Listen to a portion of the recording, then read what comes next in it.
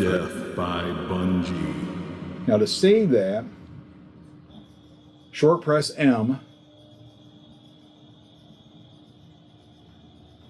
Boom. I'm going to hit M. And it doesn't do anything.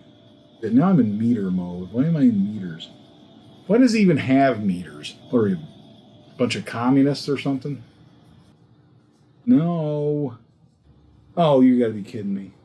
Turn it off. Boom. Turn the scope off. Turn it back on. Battery is now already not at full charge. Oh, you got to be kidding me.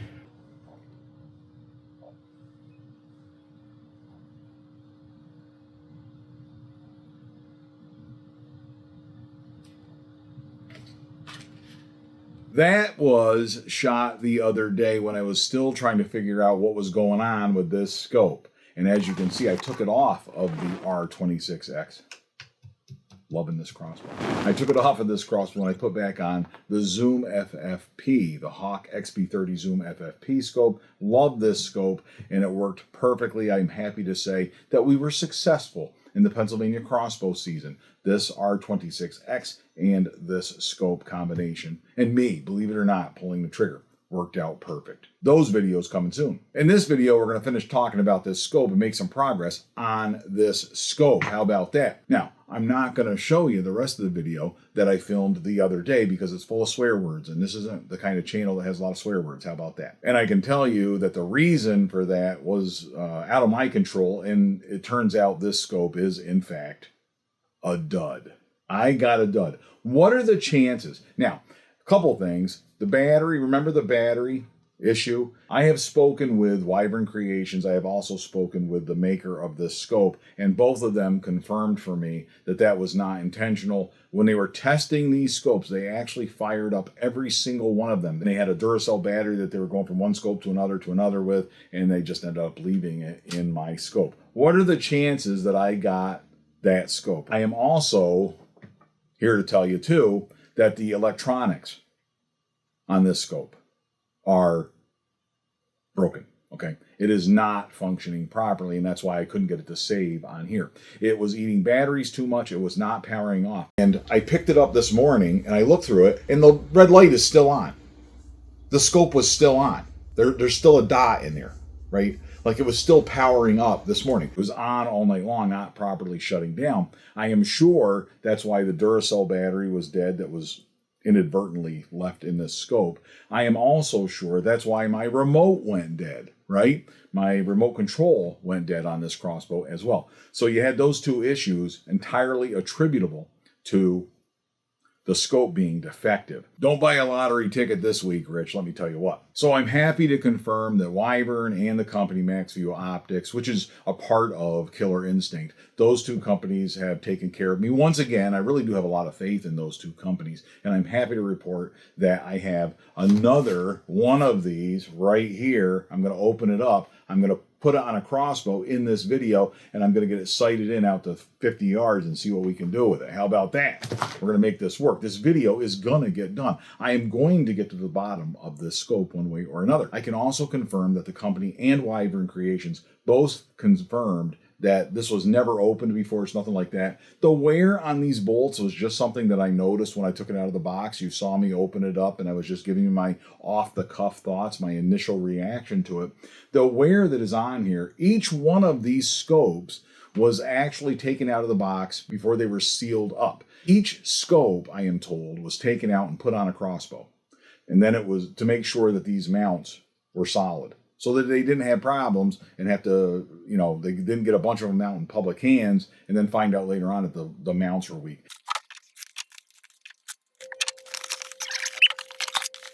And here it is, busted out of its box, out of its shipping box. Looks just like the one I received before, still sealed from Wyvern Creations and ready to go, fresh off the shelf. Now I got two of these things already. It's like it's a race between this and the Burris Oracle X to see how many boxes I can have on the shelf behind me. The problem that I have now, in addition to having to sight in yet another scope in October, right, is that I put this on here, the Zoom FFP scope, and this crossbow likes it just like its big sister, the R29X, likes the other version of this Hawk scope.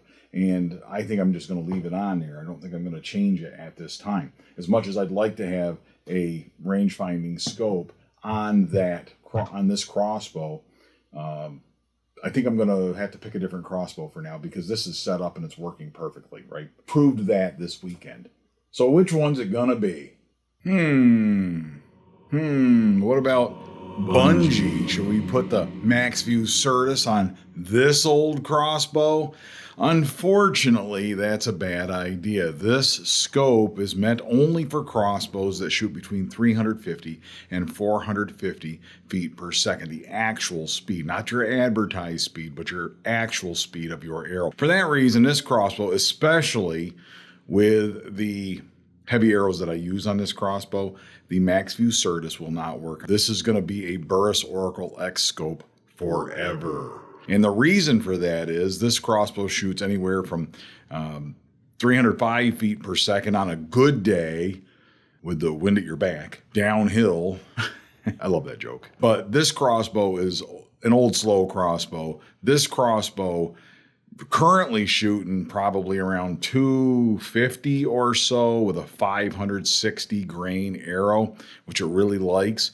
And frankly, I'm going to go even heavier for upcoming episodes, so stay tuned for that. But either way, an individualizing range-finding scope like the Burris Oracle X works on this crossbow, because this thing has been able to range everywhere from 250 up to whatever, right? It builds an individual algorithm. A MAXVIEW CERTIS really is a scope that's made for modern crossbows, just like you might get a speed scope that works in certain ranges and doesn't work with old, slow crossbows. The MAXVIEW CERTIS is the same way. You have to be in that 350 feet per second to 450 feet per second range in order to get it to work. Incidentally, I've been asked, how long is the MAXVIEW CERTIS compared to the Burris Oracle X? Now, this Burris Oracle X right here, that you see right here, Burris Oracle X, I love it. I love that scope. That scope is just under 12 inches long. It's like 11 3/4 inches long.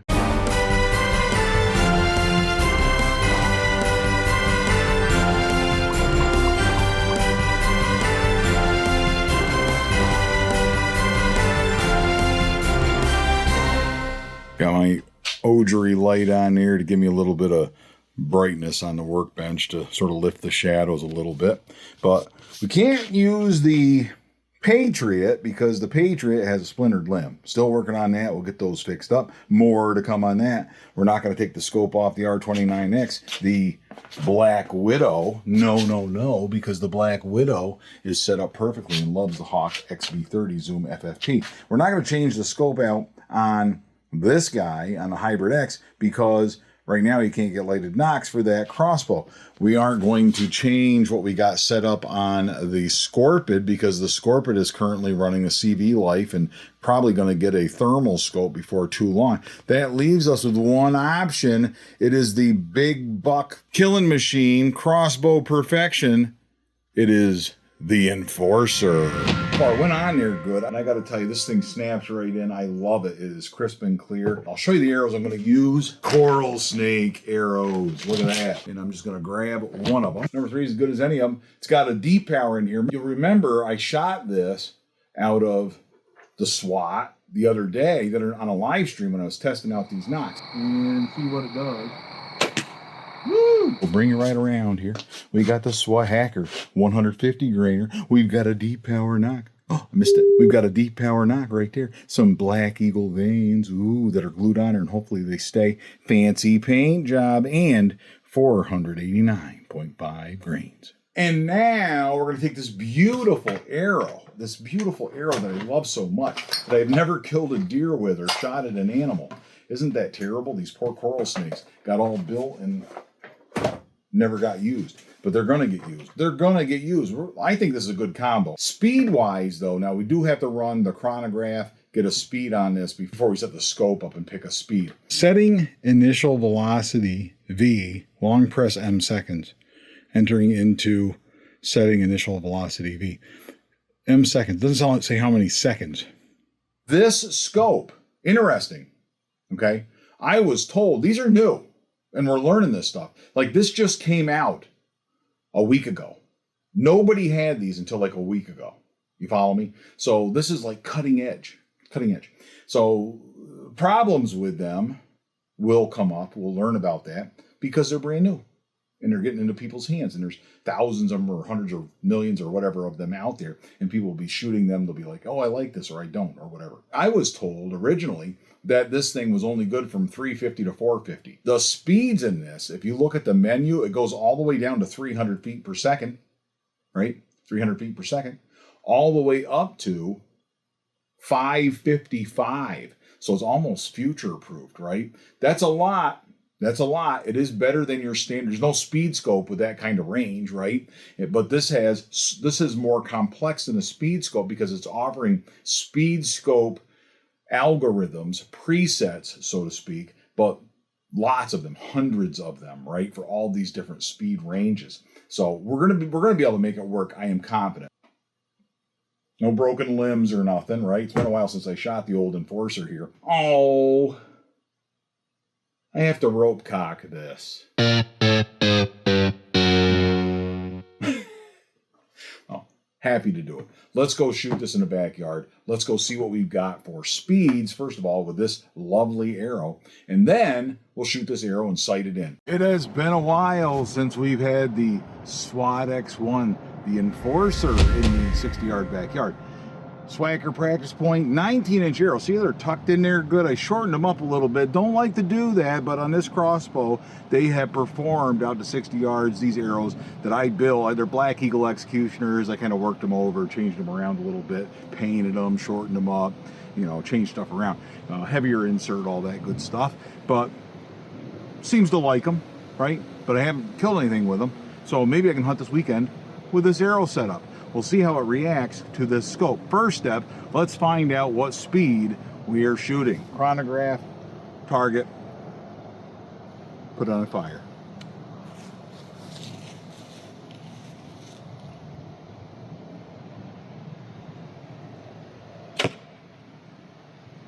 .367. We will set the Enforcer down. I can live with that.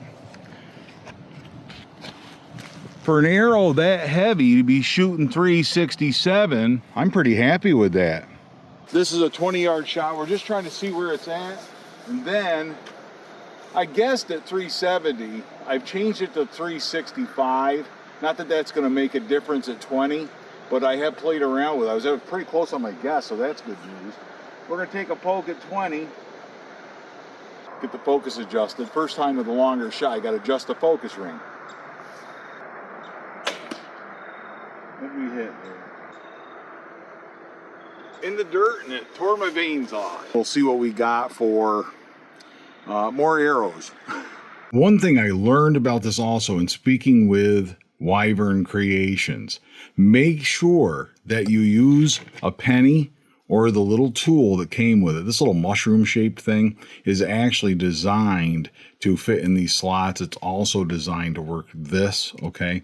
And it's because you don't want to put a screwdriver in here. I was speaking with the folks at the company at Killer Instinct, and they told me don't put a regular screwdriver in here because you don't want to warp that, and, you know, a small screwdriver, the wrong size screwdriver is going to screw that up. Penny will work just fine, but it comes with this handy little tool. You can put a little string on it, you know, fix it on your backpack so you don't lose it, that kind of thing. But that's for that, and that is also a good idea to tighten this down when you're done to make sure that that cap is on tight. According to Dave at Wyvern Creations, this can be an issue if that battery is not seated in there properly. So just make sure that you got that ratcheted down snug. And if you need to, just a little snug with this, just a little snug. That's just one of those things that you learn about these scopes now that they're out in the public hands. Remember all the back and forth we went through with the Burris Oracle X, people designing battery cap replacement tools and stuff like that. The company really did not realize what a problem that was going to become, I'm betting, when they released that scope. Just like that with other pieces of gear, it's, you know, a learning process with any new pieces of equipment. You take a risk when you buy the latest and greatest, and this scope is the latest and greatest. All right, I've dialed it back up a little bit. I've got these nocks, this nock lined up, a different arrow. This is number 4. And in case you're wondering why I'm shooting the practice point, it's because it's October, and I really don't care how this scope handles field points right now, right? I'm trying to get it dialed in and see if I can hunt with this thing. So let's check it out on 20 yards. I cranked this right up, so hopefully we'll be in the ballpark. Last one was really, really low, right in the dirt. At least I was able to find it. Windage was good. All right, it's got to come up quite a bit. You can bring it down a little bit. Feels good shooting the SWAT again. Been a while, you know what I'm saying? A little high, we'll bring it down just a little bit more.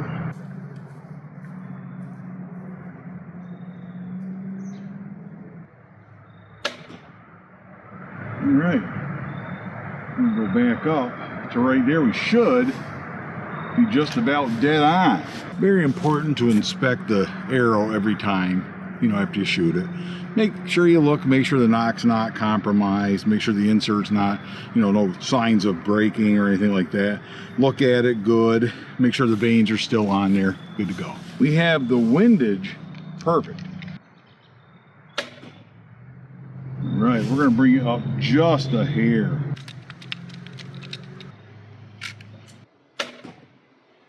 Good enough. Finally got her dialed in. The next step is to cinch it down using the little Allen wrench. You don't need to do it between every one, just keep a visual on it, make sure it's not moving around. This one's a little bit off to the right. That's probably me, I'm telling you. There's no question that shooting off a rest is a much better option. That is in addition to the 60-yard backyard that is coming. Do you think I'm gonna get this figured out, do you? What do you think? Apparently I am not paying enough attention to her, or she's admiring my arrows. I'm not sure which. Maybe she's reading the manual. I don't know. These lights are so handy.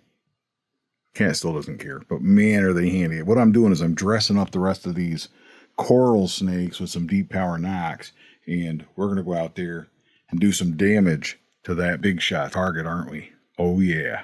The good news is we got a coral snake dialed in at 20 off the SWAT X1 with the MAXVIEW CERTIS scope. Oh yeah. So the next step, let's see what it does at 30 and what knots. Move back to 30 yards. Ready to go. Range it good. Kaboom. Wake the scope up. We were at 31.7 yards. There's no built-in level in this that I can tell. And I'm going to have to configure some kind of level on here in order to make sure I'm not canting the crossbow. Woo! I don't know if you can see it, but that looks pretty good to me. We're going to move back a little bit, and then we'll check the elevation one to another. Not going to shoot at the same dot, shoot at a different dot. We'll see what the reaction is from one arrow to another. I brought a whole mess of coral snakes. Ooh, look at those guys, snarly looking little things, right? All deep power nocks. Went in and actually fixed them all up. Got the Swahackers on here, 150 grainers, because we only shoot the Swahackers in October and November. I'm really happy with that shot, 31.7 yards, first shot. And then what I'll do is I'll go up top here, we're gonna go up to 40 or so, see what it does there, get the reality check out of it. If it's on, it's on. If it's not, we'll start playing with ballistic coefficients. Ooh. Man, it sure is pretty. This is my favorite time of year. It's not even that cold, it's like almost 60 degrees.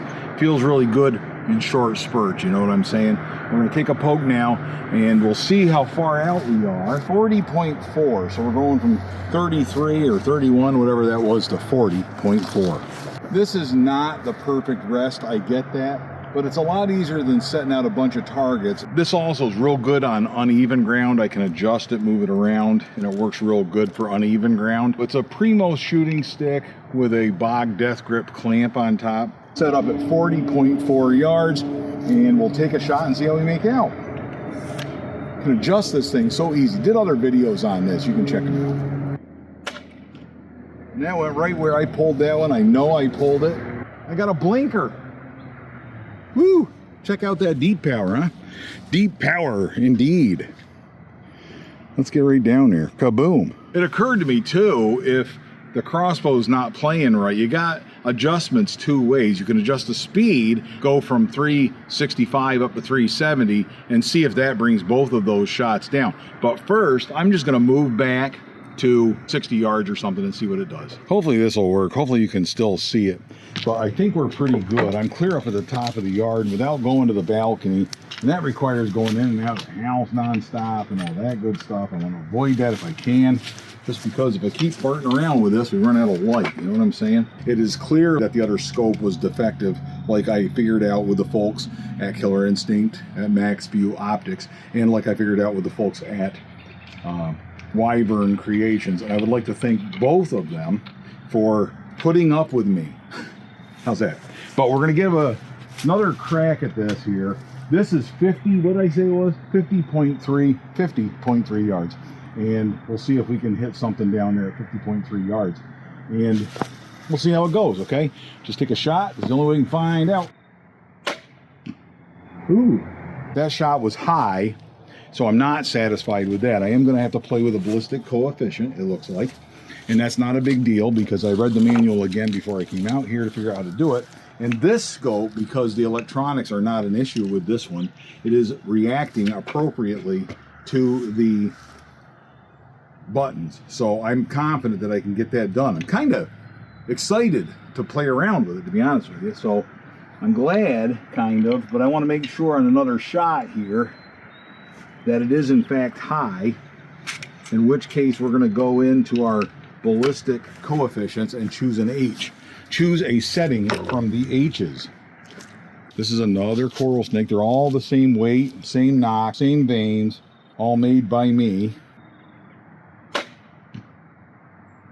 They're not by much, let me tell you what. So here's what we're going to do. We're going to take a walk down here and I'll show you what we got. It does not look that bad. I'm pleasantly surprised. Or I don't know if surprised is the right word, but I am enthused. How about that? I am enthused. I can tell you right now, without adjusting it whatsoever, I can go shoot something at up to 40 yards. I'm confident of that this thing is set up for hunting purposes, because I don't intend to shoot anything at 50 yards typically, but you never know. You never know. And sometimes you want to have that capability. Now we got our first shot.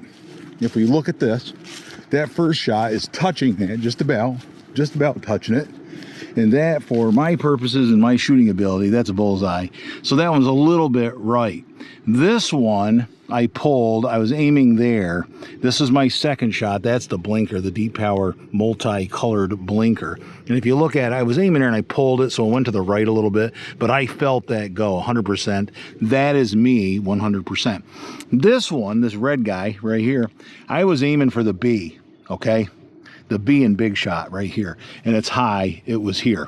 With this guy over here, right, this blinker, I was aiming here, and it hit here.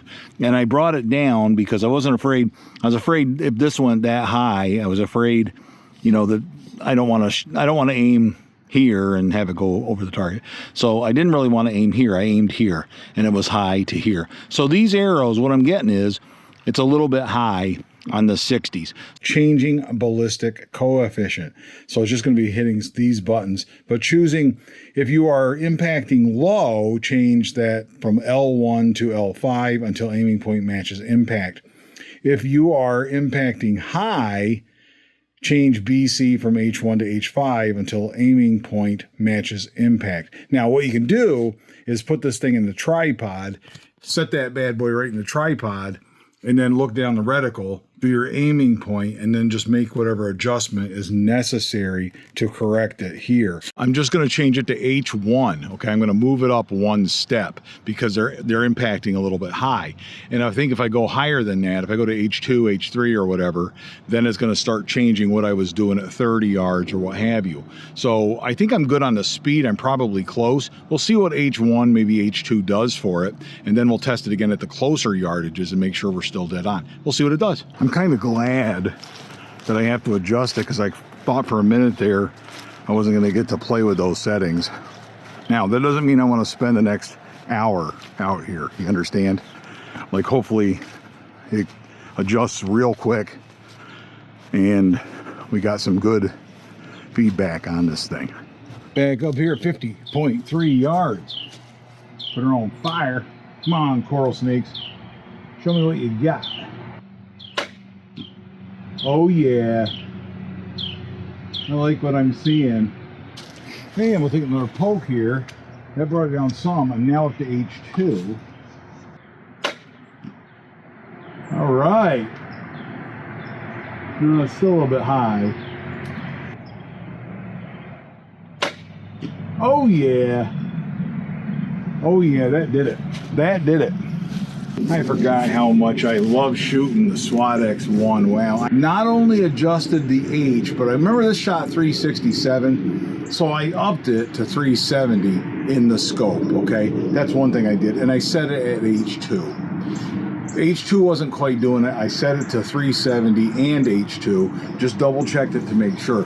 And downrange, we're doing really good. Now I'm gonna take it out of here, show you what I did. I'm happy with those shots. We'll grab these arrows, we'll come back up, and then we will look at a couple of odd yardages. I kind of feel sorry for guys who don't use lighted nocks. Man, the enjoyment I get out of these things, I really feel sorry for you. You gotta use lighted nocks. There's all kinds of different options. There's cheap ones out here. These deep power are not expensive. Check them out. Check them out. But you can also get 15% off Luminox on luminox.com using coupon code Bunjie, B-U-N-J-I-E. These are what our lighted nocks are doing, and I'm telling you, video cannot compare. Video cannot compare. So our shots, I pull shots, right?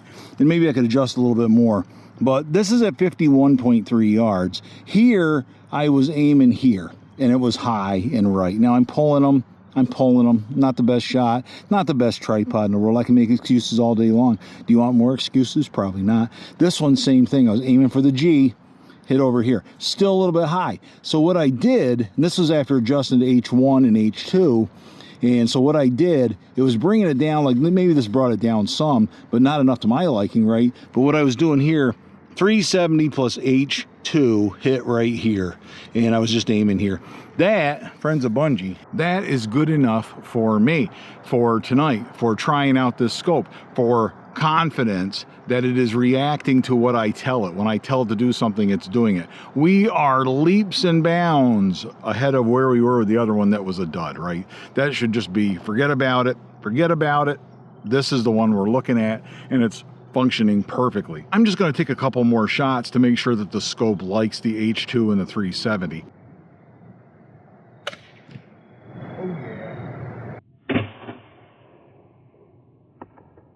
I'm gonna wrap this up now. It's getting dark. A couple observations. It is now 6:28. I took that shot at 6:27 at 36 yards.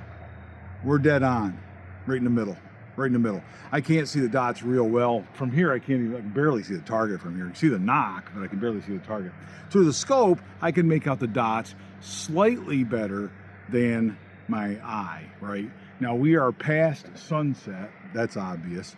We are not at the end of legal shooting light. So, you know, for the low light stuff, Genevieve and I are going to do a comparison of all the crossbow scopes that we have and rank them according to low light. We'll do that some evening and look through them and all that good stuff. Maybe that'll make a good live stream. That worked. So now I feel confident. What I'm going to do, I'll play around. There's more videos coming on this scope, but this is where I'll leave it for now. Right now, that scope, consistent accuracy, range finding, it's splitting the difference. 36 is right between 30 and 40. I am so thankful for Killer Instinct from MAXVIEW Optics and the folks there for supporting me and getting back to me on this. I bought this scope with my own money, but they were very supportive of me and they facilitated the return and getting it back in my hands so that I could finish up seeing whether I was going to like the scope or not. And I do. I intend to hunt with this coming weekend, right? And right now, I'm satisfied with the performance that I've gotten out of that crossbow. And the coral snake arrow is pretty cool. So now I got to shine up all those arrows, get all that stuff done, and pick out the 4 that shoot the best. Just pick 4. You know, these are spine indexed arrows that I did myself. We got a sighted in scope, a sighted in crossbow, good enough arrows. Next step is go shoot a big buck, right? Thank you for watching this series so far. There's more coming on this new scope from MAXVIEW Optics. So far, I think we got a winner. I do. And I'm very relieved to be able to say that. Until next time, all hail Bunjie.